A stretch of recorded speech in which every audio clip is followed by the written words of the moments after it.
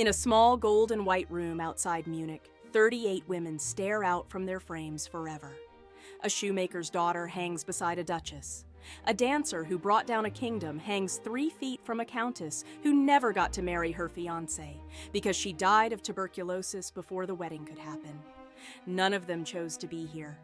All of them were chosen by one man, a king, who believed he could recognize the ideal of feminine beauty on sight, and who spent 23 years building a private museum out of the faces of women he found beautiful. He called it patriotic. He called it art history in the making. But one of those portraits would end his reign. And by the time the mob was breaking down doors in Munich in 1848, this Gallery of Beauty had become something much closer to a crime scene of vanity, obsession, and power. This is the story of Ludwig I of Bavaria, the women he immortalized and the one who destroyed him. Ludwig I became King of Bavaria in 1825, but the habits that defined his reign started long before the crown did. As crown prince, Ludwig had spent time in Italy, where he absorbed a passion for classical antiquity that never left him. He collected Greek and Roman statuary. He commissioned neoclassical buildings across Bavaria that still define Munich's skyline today. And he developed a conviction that beauty, physical feminine beauty specifically, was something that could be documented, ranked, and preserved, the same way a scholar preserves a manuscript, or a naturalist preserves a specimen. This wasn't entirely his own invention. Galleries of beautiful women had a real tradition behind them. In the 1660s, England's King Charles II had his court painter produce the Windsor Beauties, 11 portraits of the loveliest women at his court. A later English king commissioned something similar at Hampton Court. And closer to home, a 17th century Bavarian electress named Henriette Adelaide of Savoy had assembled a gallery of some 40 beauties 2 centuries earlier, a collection Ludwig studied closely and which shaped his own project more than any other precedent. So when Ludwig decided to build his own gallery, he wasn't just indulging a private obsession.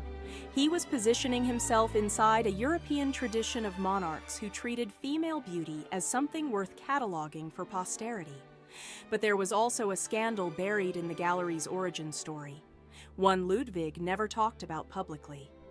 Around 1817, while still crown prince, Ludwig had commissioned a portrait of one of his mistresses, a woman named Countess Rambaldi.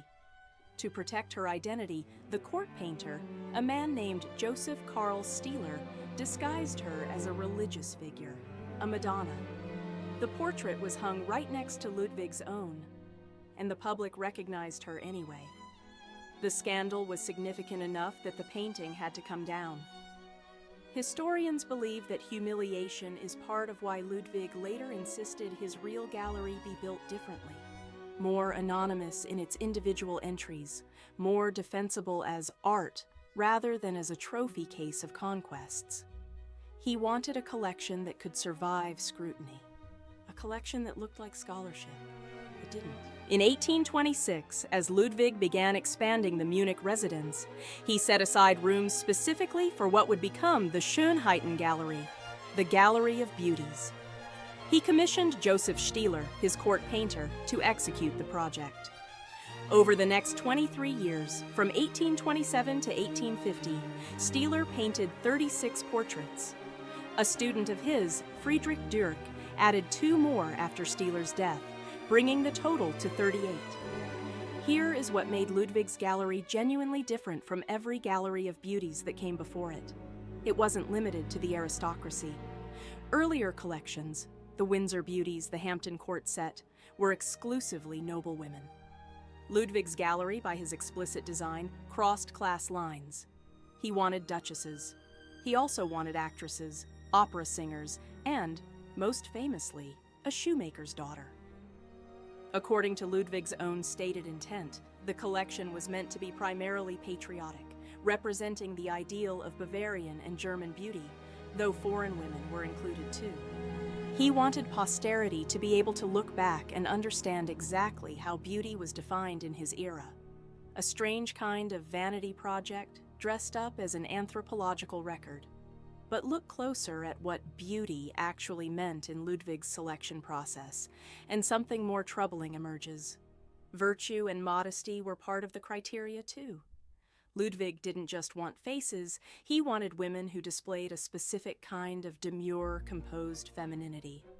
Every woman in that gallery was painted still, poised, serene, milk-skinned, passive, a visual ideal frozen mid-breath. And the price of admission to that ideal was steep, even for the women who benefited from it. Every single one of the 38 women was compensated in some way. Ludwig took over dowries, provided allowances, or arranged court positions. Some he corresponded with for decades. Others crossed his path for a single afternoon and never saw him again. He wasn't just collecting portraits. He was building relationships, political ones, financial ones, and in a striking number of cases, sexual ones, that gave him leverage over women who had very little leverage of their own. The most famous face in the entire gallery doesn't belong to a princess. It belongs to Helena Sedlmayr, known to history as Die schöne Münchnerin, the beautiful Munich girl. Helene was the daughter of a shoemaker. By one account, Ludwig first saw her when she came to the palace delivering toys the queen had ordered for the royal children. He was struck enough by her looks that he arranged for Stieler to paint her. And the resulting portrait, showing her in traditional Bavarian dress, became arguably the single most reproduced image from the entire gallery. What happened to Helene afterward is, by the standards of this story, almost unbearably wholesome. And that's exactly why it's worth pausing on. Ludwig personally intervened to help her find the right man to marry, offering a sum of money as an incentive. 4 years after her portrait was painted, Helene married a royal court lackey named Hermes Miller in Munich's Frauenkirche, and the promised money was paid out as her dowry. Her husband went on to serve 3 generations of Bavarian kings across his lifetime. Several members of the royal family stood as godparents to their children.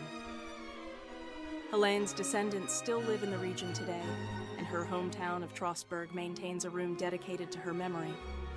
Helene's story reads like a fairy tale precisely because it's the exception. A working-class girl, elevated by royal attention, who used that attention to secure stability and then simply lived her life. No scandal, no tragedy, no political catastrophe. Compare that to Amalie von Schindling, another entry in the gallery, whose story is a gut punch in the opposite direction. Amalie was the daughter of a Bavarian major. Her father allowed Stieler to paint her portrait for the king's gallery despite her fiancé's objections. He didn't want his future wife immortalized as a trophy in another man's collection. He was right to worry, in a sense, though not in the way he expected. Amalie died of tuberculosis before the wedding ever took place. Her portrait, showing her draped in an Oriental-style cape, hangs in the gallery today as a memorial to a marriage that never happened. 2 women, 2 portraits, 2 completely different fates, decided almost entirely by luck, timing, and the whims of a king who saw them as specimens first and people second. Not every woman in Ludwig's gallery was there purely as an ornament. Some of them outmaneuvered him entirely. Mariana Florenzi was an Italian noblewoman, the daughter of the Count of Ravenna, and one of the most educated women of her era, a respected translator of European philosophical texts into Italian. She became Ludwig's lover, but more importantly, she became something rarer, his friend and confidant for roughly 40 years. Nearly 4,500 letters between the two of them survive today, a correspondence that outlasted his reign, his marriage, and his public life. Whatever else you want to say about Ludwig I, his relationship with Mariana Florenzi wasn't transactional in the same way his fling with a passing dancer might be.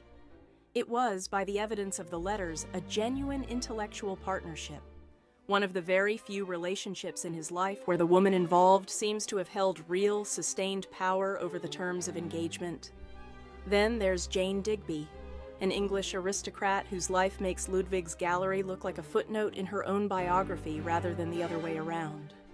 Digby was the daughter of a British naval captain, and by the time her portrait entered Ludwig's collection, She had already married and divorced multiple times and taken numerous aristocratic lovers across Europe.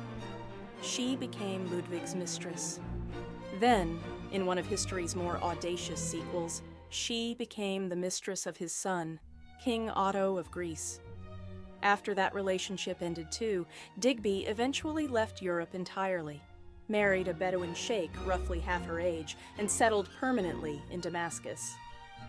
Of every woman in the Schönheiten Gallery, contemporary accounts suggest Jane Digby was the one, aside from Florenzi, who most genuinely captivated Ludwig. And she is also the clearest proof that for at least some of these women, Ludwig's gallery was a minor chapter in a life they were actively authoring on their own terms, not a cage they were trapped inside. Hold on to that tension, because there's one more entry in the gallery worth pausing on before we get to the woman who brought the whole thing down. Because she's proof that some of these portraits belong to women who arrived already carrying a kind of power Ludwig hadn't given them. In 1841, a young woman named Katerina Botzaris arrived in Munich in the entourage of Queen Amalia of Greece, the Bavarian-born wife of King Otto, Ludwig's own son, installed on the Greek throne after Greece's War of Independence from the Ottomans. Katerina wasn't nobility by birth. She was something Munich considered even more compelling: the daughter of Marcos Botzaris, one of the most revered military commanders of the Greek Revolution, a Soliot chieftain killed in 1823 leading a vastly outnumbered night assault at Karpenisi against Ottoman forces. Her father's death had already made him a legend across Philhellenic Europe by the time his daughter set foot in Bavaria. By tradition, Ludwig noticed her the moment she stepped out of her carriage and personally hurried over to assist her, struck, by his own account, by her Mediterranean features. Whatever the truth of that particular anecdote, he commissioned Stieler to paint her that same year, in the traditional Greek Amalia dress, popularized by the queen herself. The portrait is striking enough that it's still sometimes mistaken for a portrait of Amalia. Katerina's own place at court was more complicated than the flattering brushstrokes suggest. One court diarist's private notes describe her as strikingly beautiful but difficult, poor and openly resentful of German influence at the Greek court, carried entirely, in the diarist's words, by the glow of her father's name rather than any fortune of her own. She left royal service in 1844 to marry a general, and later that decade, Ludwig honored her with a Golden Cross, one of the few gallery women he decorated rather than simply painted. Her portrait sits in the same room as the shoemaker's daughter and the Irish dancer pretending to be Spanish. Proof that Ludwig's definition of patriotic beauty was flexible enough to include a war hero's daughter from a country he'd never ruled, whose fame belonged to a man, not to Ludwig, and not even really to her. In October 1846, a dancer calling herself Lola Montez arrived in Munich. She wasn't Spanish. She was born Eliza Rosanna Gilbert in County Sligo, Ireland, the daughter of a British Army officer. Her entire Spanish dancer persona, the name, the accent, the flamenco-adjacent choreography, was a costume she'd built for herself after a failed marriage and a brief, unremarkable stint performing in Spain. She was, by later biographers' own blunt assessment, an accomplished and prolific liar. She was also one of the most talented self-inventors of the entire 19th century. By the time she reached Munich, Montez already had a European reputation, expelled from stages in Berlin, Warsaw, and Baden-Baden for performances considered too provocative and linked romantically to figures like Franz Liszt. King Ludwig I, then in his 60s and long fascinated by anything Mediterranean, granted her an audience. According to a story that's almost certainly embellished but was repeated for decades afterward, Ludwig asked her bluntly whether her figure was natural. Montez's answer was to simply tear open her dress in front of him to prove it. Whatever actually happened in that room, Ludwig was thoroughly infatuated within weeks. What followed wasn't just an affair, it was a genuine transfer of political influence. Montez pushed Ludwig toward liberal, anti-clerical policies, particularly against the conservative Catholic establishment and the Jesuits who held real sway over Bavarian education. In December 1846, Ludwig transferred oversight of religious and educational policy away from his conservative minister and toward officials more sympathetic to Montez's views. By February 1847, when Ludwig pushed to formally dismiss his conservative cabinet minister Karl von Abel, the entire cabinet resigned in protest, ending nearly a decade of conservative Catholic government in Bavaria in a single stroke. Then Ludwig tried to make her a Bavarian citizen so he could grant her a noble title. His own cabinet refused, so he replaced the cabinet with one that would approve it. Lola Montez became Countess of Landsfeld, with a title, a large annuity, and a palace of her own near the Karolinenplatz. Munich hated her for all of it. Her arrogance, her outbursts, her open manipulation of the aging king combined into a level of public resentment that specifically outpaced the resentment aimed at Ludwig's actual politics. And Ludwig's politics, by this point in his reign, had already grown considerably more conservative and repressive than they'd been at his coronation. Somehow, contemporaries considered his relationship with a dancer more offensive than his censorship of the press. By early 1848, the anger had stopped being rhetorical. Student groups loyal to Montez clashed violently with students who despised her. On February 9th, a mob attacked her private residence directly. She was reportedly saved from serious physical harm only by the arrival of royal troops. 2 days later, as the crowd besieged her villa again, Montez fled Munich for good. She never came back. Ludwig, apparently genuinely devastated by her absence, corresponded with her from Switzerland, where she waited, in vain, as it turned out, for him to abdicate and join her in exile. Lola Montez's expulsion from Munich didn't end the crisis. It arrived at almost the exact moment revolutionary fervor was sweeping across every major European capital. 1848, the so-called Year of Revolutions. Facing student protests and growing middle-class unrest, Ludwig ordered Munich's university closed entirely, a decision widely understood as retaliation for the anti-Montez agitation among students. That decision backfired immediately. Crowds responded by raiding the city armory on their way toward the royal residence itself. Ludwig's own brother had to step in personally to calm the mob outside the palace gates. By this point, Ludwig's family and his own political advisors had turned against him.